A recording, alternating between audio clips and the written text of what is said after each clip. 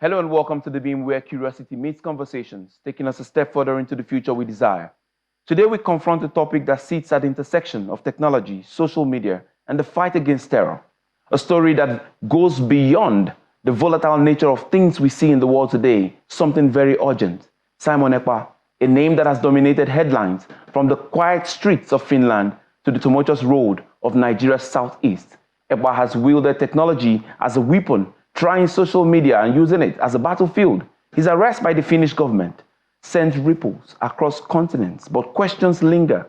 Has the war truly shifted, or have we merely silenced one voice in an ocean of discontent? Ekpa, a self-proclaimed prime minister of the IPOB, has become a figurehead for agitation, while his rhetorics fueled violent sit-at-home orders, crippling economies and shattering lives. His followers view him as a digital Moses, leading fractured people towards uncertain promises and to a promised land which they know not yet where it will be. Yet his actions beg deeper questions, and the question is, how much will this bring peace to the people of the Southeast? Today we ask, what does Simon Ekpa's arrest mean for the embattled southeastern region of Nigeria? How has technology empowered his influence? And what does this say about the global fight against terrorism, both online and offline? To unpack this, we are joined by Dr. Chikodiri Wangu, who is a postdoctoral research fellow at the University of Johannesburg, and he joins us right now via Zoom from South Africa. Dr. Wangu, you're welcome to the program today. Yeah, it's my pleasure. Thank you very much. All right, Doctor, thank you very much. This is a very, very crucial issue, especially when it comes to the fact that technology has played a very major role, in this unrest, which we have seen in the Southeast, and how it relates to Simon Ekpa. It is one of the major research things you have been doing for so many years now. And then the question I will first pose to you will be, how does this arrest affect the unrest in the Southeast? How does Simon Ekpa's arrest right now, how does it affect, are we about to see that peace which we've been clamoring for? Is that what we're about to see now?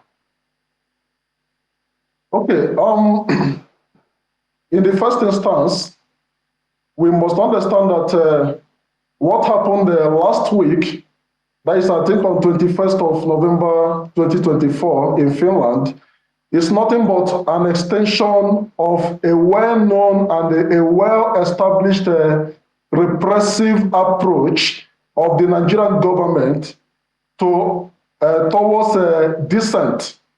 It's not just about the neo-Biafra separatist agitation, but indeed, virtually every form of unrest in Nigeria, whether Boko Haram insurgency, whether Niger Delta militancy, or separatist agitation, the Nigerian government has always adopted more or less a factory-fitted approach which aligns with state repression. So it is not happening the first time, and it will obviously not be the last. But one thing is sure, that historically, this approach has proven to be ineffective and counterproductive. So with respect to peace in the Southeast Nigeria, there is no indication that it will be the panacea or the solution to the ongoing uprising and separatist unrest. In any case, he wouldn't be the first to be arrested. Before him, we had the likes of Chief Ralph Owazurike, who pioneered the Neo-Biafra movement in the form of the movement for the sovereign state of Biafra in 2000. Then after Ralph Owazurike, we also had Barrister Benjamin, who also founded another splinter group of the movement known as the Biafra Zionist Front. And after Benjamin, we also had Nnamdi Kanu, who founded the indigenous people of Biafra. And all these separatist leaders over time, at one point or the other, had been arrested, had been imprisoned, had been incarcerated, had been subjected to one form of a human rights abuse or the other. And in all of this, it has not brought about peace, it has not brought about tranquility, it has not brought about stability in Southeast Nigeria. So there is nothing to suggest that the arrest and the trial or detention of Mr. Simon Ekpa by the Finnish government would address the ongoing security situation in the Southeast. All right. We've just been joined by Mr. Chika Woba, who's a public affairs analyst and societal rights activist. He joins us from Ebonyi State. Mr. Woba, can you hear me? Mr. Woba, you're welcome. Can you hear me? Okay, Mr. Woba, you might have to unmute yourself. Unmute yourself. We can hear you. You have to unmute yourself. Can you hear me now? Thank you for having me. All right, beautiful. Let's go straight to this question. Can you hear me now? I can hear you. All right, great. Now, Simon Ekpa's rhetoric has sparked division and violence in the Southeast, following his arrest. Do you believe that this marks a change in his influence? Does it stop the influence? You just heard what the doctor said. Does this reduce the influence? And the IPOB's demands that are rooted, how do all these things come into a head? How is this grievance now going to be, addressed? The grievances such as marginalization and the things that Ekpa believes are the reasons for this struggle. What do you think about, the process right now? Thank you for having me. My name is Chika Woba. The arrest of Barrister Simon Ekpa in Finland is one that came to me with a mixed feeling. So I just came over to Abakaliki from Awka, Anambra State capital, this afternoon. So, and there has not been any form of harassment. There has not been any news emanating from anywhere in the Southeast saying that there is unrest. So, unlike the other day, unlike the previous Monday. So I think the arrest of Simon Ekpa will actually limit the attacks that we have in Southeast, that we record in Southeast. So Simon is not going to be there forever. But I think at this point, those who are loyal to him might not go all out to continue the way they were doing. So I think his arrest is going to reduce the attacks in Southeast. So that's what I believe. Did you experience any sit at home, today? Was there anyone, did you experience anything of such thing there? No, just like I said earlier, unlike the previous Monday, that had about 4 different attacks in Anambra State. I live in Awka. So today there has not been any news with regards to attack, Monday sit at home attack. So I believe that this would have been made possible by the arrest of Simon Ekpa. So that's what I believe. All right. Let's come back to Dr. Wangu. Dr. Wangu, if you're there with me, the question for me would be, let's go to where technology has amplified, the reach of Simon Ekpa. Let's go to that. Let's go to that amplification by technology. Technology, social media. I mean, even in the courts now, he's saying he was only creating content. Where do we go from here? How do we mitigate this? What would I call perhaps the negative use of social media in this struggle? And how much of it are we going to continue to see? And how do we quell it? Perhaps that's my question, because I'm betting we're going to see a couple more spring up here and there, because the Radio Biafra probably is still echoing somewhere, right? So how do we checkmate these things? Okay, there is no gainsaying the fact that media technology is at the center of the Biafra separatist movement. Okay. And if you look at it very closely, it is largely traceable to the Radio Biafra, which is a digital broadcasting outlet. For purposes of information, Radio Biafra was the propaganda instrument that was used between 1967 and 1970 when the Nigerian Civil War happened. So, but following the reinvention of Biafra separatist movement from 1999 or 2000 to be precise, till date, the Biafra agitators have also leveraged media technology, especially the Radio Biafra, which is a digital broadcasting service based in London, but it transmits to the whole world, to whoever chooses to listen to its broadcast network. So, in particular, Nnamdi Kanu was associated or regarded as the director of Radio Biafra. So he was able to leverage the benefits available to him or provided by media technology like the Radio Biafra to transmit and disseminate his Biafra separatist messaging across the whole world. So it's not just about Nigeria. Then besides Radio Biafra, we've also come to understand that these separatist groups, especially the IPOB, has a strong social media presence. It is very strong on Twitter, it is very strong on Facebook and other social media platforms. And it has over the years leveraged these platforms to disseminate information about its activities and the information about sit-at-home, information about boycott of elections, boycott of major national events like ID card, boycott of census, and so on and so forth. So there is no doubt about that.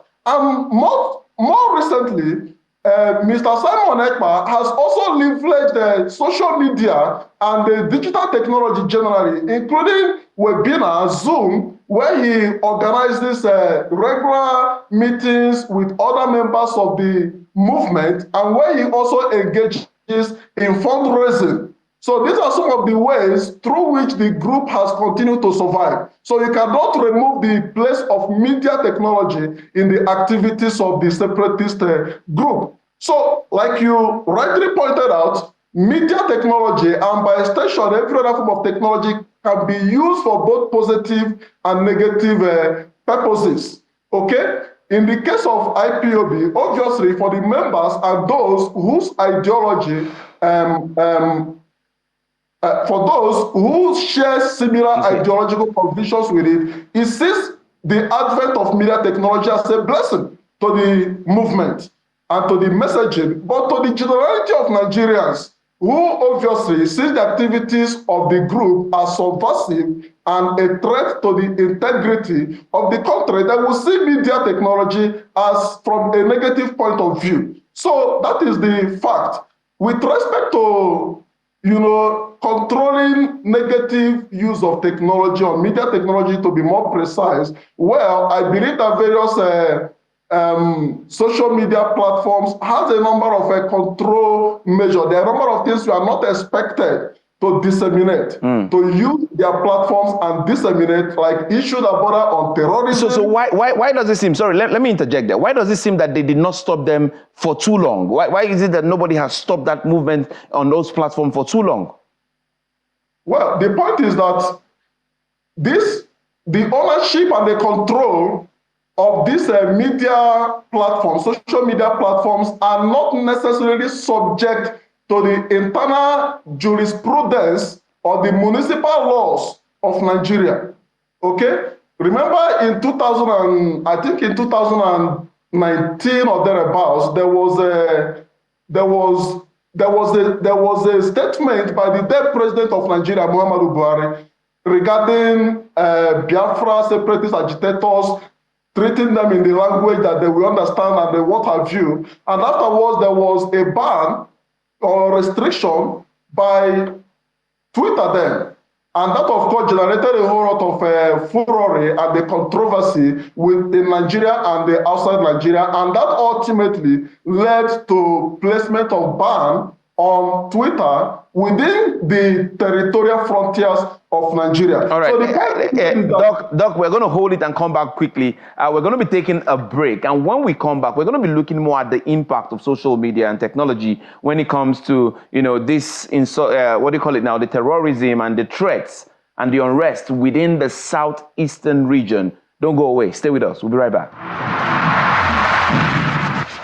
Welcome back. This is Still the Beam, and we are discussing Simon Ekpa's arrest, technology, social media, and the fight against global terrorism. I want to begin now with Mr. Nwoba. I want to ask, what can the present government, led by President Tinubu, what can be done to quell that unrest, to quell the violence, to quell the volatility that we are seeing in the Southeast? Because they would say to you, there is marginalization since the Biafran War. There's been a kind of sidelining. In fact, people are saying that Nigeria has an Igbo problem. What would you say? What can be done at this moment? Mr. Nwoba, if you're there, go ahead. All right, thank you. This Biafra agitation is an outcome of so many ills that the Nigerian state has not been able to tackle. So to stop or to put it or to reduce the impact of Biafra agitation and the agitators in the Southeast, government has got to tackle the issues, the elementary issues that border infrastructure in Southeast, issues that border food security, issues that border amenities, issues that border commonality. You know, what do I mean by commonality? Whatever is done for the North, let it be done also for the South. Whatever is done for the Southwest, let it also be done for the Southeast. So it is common knowledge that Southeast has been abandoned. You know, Southeast. The federal government has treated Southeast in a way that some of us down here have begun to question our stand in the Nigerian structure. So Nigerian government has many things to do to ensure that the spate of unrest in Southeast is reduced. One of such things is balancing appointments. 8 years ago, during Muhammad Buhari's tenure as president, Southeast was left behind, totally left behind. Now, a new president is there, and Southeast is almost left behind as well. So it disturbs one how the government of Nigeria has chosen to abandon Southeast, you know, as if Southeast is no longer an integral part of but the government, Mr. Nwoba, the government can also say that, hey, we have given some, you know, Igbos and some from the Southeast various prominent positions in the country today. And so how much more do you want them to do? Well, so long as I'm concerned, there's nothing, no meaningful thing has been given to the people of the Southeast. Nothing. I'm drawing breath from the administration of Muhammad Buhari. That government cast us into forest. There was nothing, Southeast was as if it didn't exist in Nigeria for 8 good years. And Tinubu has started from where he stopped. Now everything is now going southwest. Everything, even the positions that Southeastern people are holding, Tinubu is gradually denying the Southeast continuity. So government has not done anything for Southeast, and that is why this unrest has persisted. No employment, nothing, just nothing. Because if these youths that are pushing this agitation are well engaged, then I don't think the impact of the agitation would have got to this stage. All right. So before I go to Dr. Mr. Nwoba, before I go to Doctor, they can also say to you that the Southeast is being ruled or governed by Southeasterner. It's not governed by anybody from the Southwest or anybody from the South or anybody from, you know, the North. So how come we are not holding? How come the people cannot hold their own leaders accountable? Why are they holding it against every other person? Well, let me start in terms of security. You know, our state governors here don't control security of their state. So And this has gone a long way to make the governors reticent. They don't know what to do at this point. But that's not the issue. The issue is that leadership has failed in Nigeria. There's no leadership at the local government level, at the state level, and at the federal level. So it is a wake-up call to everybody in government. Call him councillor, call him commissioner at all levels. So leadership has failed. Right. And federal government has to do something because the territorial ownership of Nigeria belongs to federal government. So that is why people always refer to federal government wherever and whenever there is a system failure. Okay. So federal government has enormous power to wield in stopping all these things. So in the case of employment, so you know that the states don't have anything to reckon with. So federal government still has so many things to do to ensure that Southeast people are pacified. It is not about promising a Southeast Development Commission and whatnot. All right, so Mr. Woba, let me hold you there, Mr. Woba. I want to speak to Dr. Wangu briefly, quickly. Dr. Wangu, let's come to you. You've heard what Mr. Woba has said. I mean, he said a lot. What is your take? How do we restore peace? People are talking about reconciliation processes, to come into play. What do you think will quell the storm within the Southeast? Okay, thank you so much, Mr. Sunest. Now, we need to ask ourselves, what actually led to the popularity of the man we call Mr. Simon Ekpa in the past 2-3 years? It is largely because of the illegal arrest of Mazen Nnamdi Kanu. So you believe the arrest was illegal? Of course it was illegal. In fact, it was not arrest, he was kidnapped from Kenya. It is technically called extraordinary rendition. Even though Nigeria and the Kenyan government has a bilateral extradition treaty, but the Nigerian government did not explore that option. Instead, he was arrested, he was bundled from Kenya. But the government can say that there was nothing they did in Kenya that the government of Kenya was not aware of, or the Kenyan government was not aware of. That is immaterial. Whether the government of Kenya is aware of it or not makes little or no difference. But does that not mean consent? Does that not mean the agreement continues to play out? There is no evidence whatsoever that he was extradited. That is the point I'm making. It was an illegal arrest. And the trial, given that his arrest was illegal, you cannot expect anything good or positive to come out of his trial, because you cannot build something on nothing. Ex nihilo nihil fit. It's as simple as that. So the starting point for me should be to release Mazen Nnamdi Kanu from further incarceration. The Nigerian judiciary has also declared it as such. So what is it difficult for the Nigerian government to obey a simple court directive? Mazen Nnamdi Kanu should be released without further delay. That is one of the key pathways to building peace in the Southeast. Then if this is achieved, the next thing that we should look into is to go back to 1970.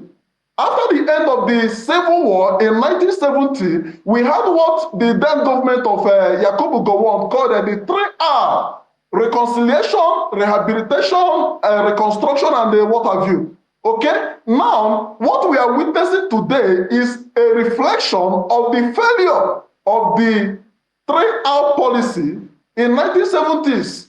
So if those issues are critically addressed, thankfully Woba has noted very important points that borders on marginalization and exclusion. And this marginalization is not just about appointment of one-two political elites within the region, but it also borders on the political economy of the region. All right, thank you, Doctor. Thank you, Doctor. That's the most we can take. There is no federal presence whatsoever. All right, thank you, Dr. Wangu, for coming on this program today. That's the most we can take. We have limited time. Thank you very much. It's my pleasure being here. Thank you so much. All right, Mr. Woba, thank you very much also for having joined us. It was a very expository one, and I'm hoping that people are listening. Thank you for having me on Channels. Thank you so much. All right. Thank you. Simon Ekpa is not the first to wield words, rather, as weapons, nor will he be the last.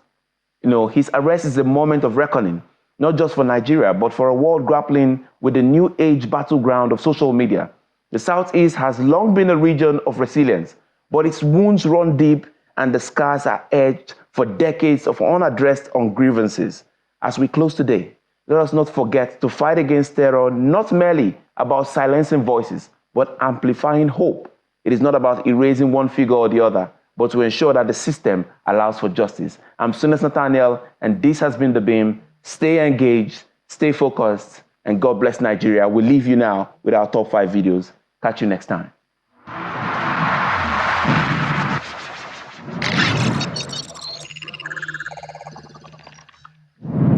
In 5th place, we have a short news coverage of the late Senator Ifeanyi Ubah being laid to rest.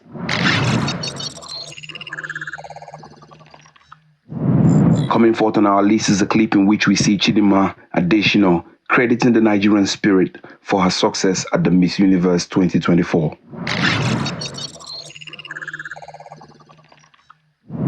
Taking the third spot on our list is a conversation on Politics Today centered around Simon Ekpa's arrest, President Tinubu's new borrowing, and the single-term bill.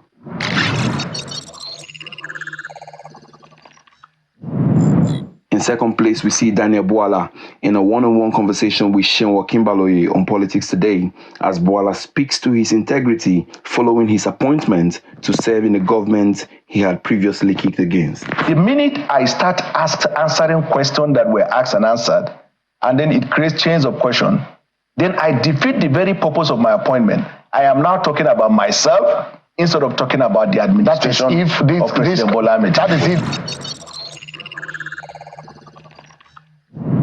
Clinching the top spot on our countdown this week is a discussion around President Tinubu's fresh borrowing moves and the arrest of former Delta State Governor, Mr. Ifeanyi Okowa. If you list 50 items to which you want to borrow 100 billion, and you bring it to National Assembly, we pass a law.